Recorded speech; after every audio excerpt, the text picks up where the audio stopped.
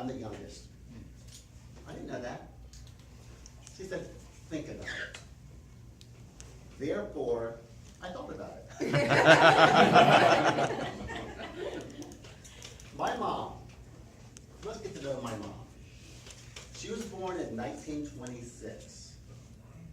It was right before the Great Depression. They lived in coastal North Carolina.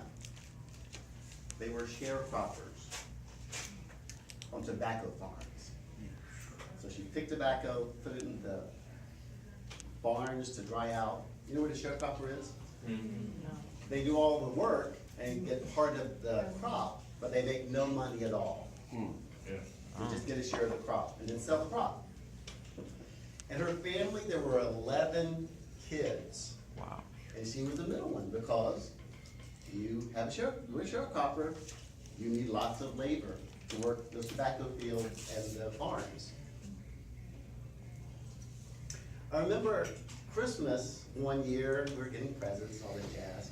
I said, Mom, what did you get for Christmas growing up? She said, an orange.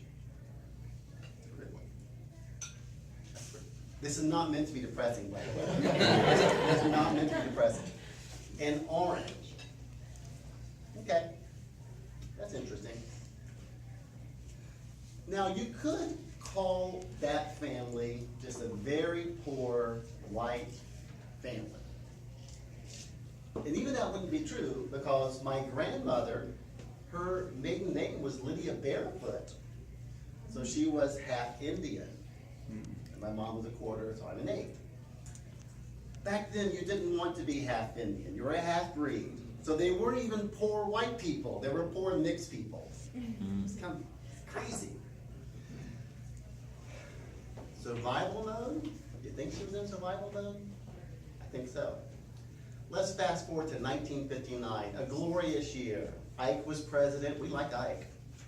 And I was born on June 30th, 1959, the last of 4 kids. There was my sister, who was 6 years older. She's still alive. I have a second sister, or had a second sister. However, she was, I don't want you to be depressed here. But she was born breech, so she was severely mentally retarded.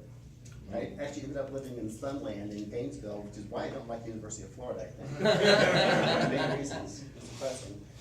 And my brother, who was 3 years older than me, and then me. I was born. 1959, June 30th. 3 months later, less 3 days, my dad died. So here was a widow who was a bookkeeper at a cemetery with 4 kids. One severely mentally retarded, and here we were. Do you think we were in survival mode? Now again, I don't want to depress anyone, but you do know a lot about a person by their parents, right?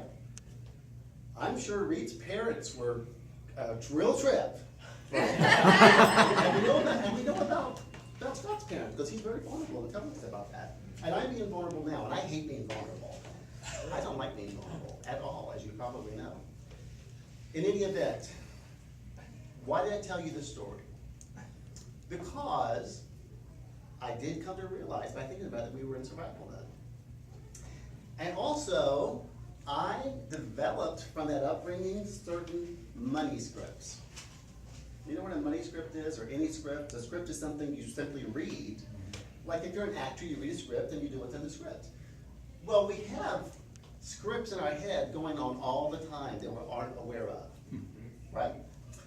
And we have money scripts. One of my money scripts, I can hear my mom saying it, although I don't think she ever said it.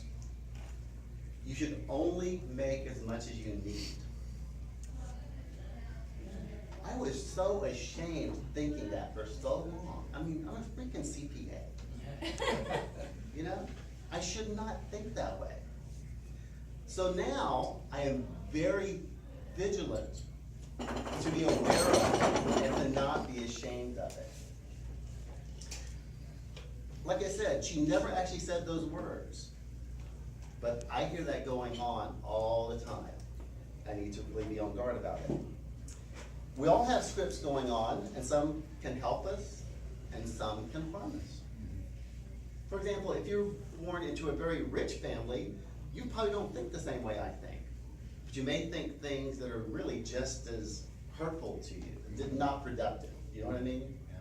Anyway, I'm gonna do another speech on money scripts. But my sister gave me this book. It's actually called The Financial Wisdom of Ebenezer Scrooge.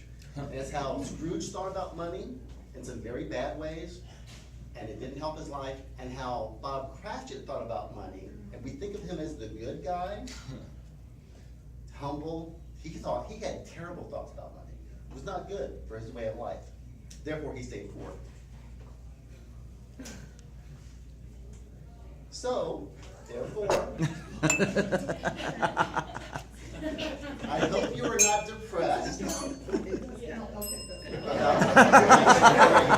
But you did get to know me a little bit better, and it is an icebreaker.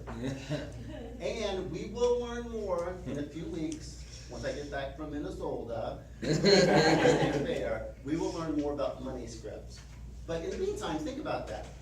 How do you think about money that goes on in the back of your head that you're not even aware of, that may help or may harm you? Thank